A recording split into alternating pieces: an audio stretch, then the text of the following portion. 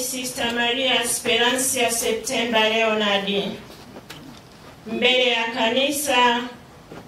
mbele ya Bikira Maria, msimamizi wa shirika letu, na mbele yako wewe mpeleko wa mama mkuu wa shirika hili, Sister Maria Anusiata Chacha. Kwa furaha ninarudia nadhiri ya utii kwa sauti ya kanisa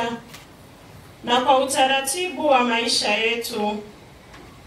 kutoa utashi wangu kama sadaka pekee ya nafsi yangu kwa Mungu, kuwatii wakubwa wangu halali katika mambo yote yanayohusu maisha nadhiri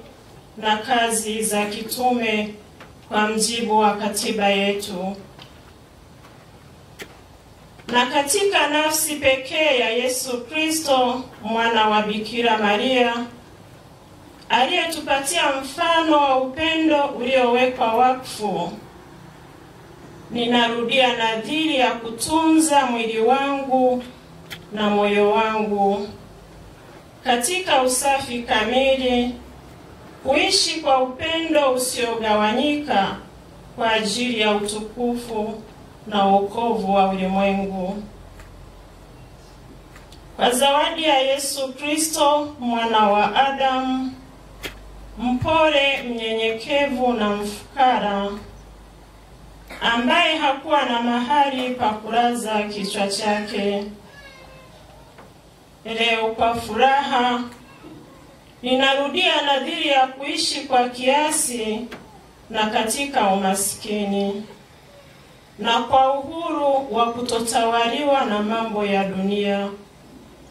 kwa kushinda tamaa ya vitu,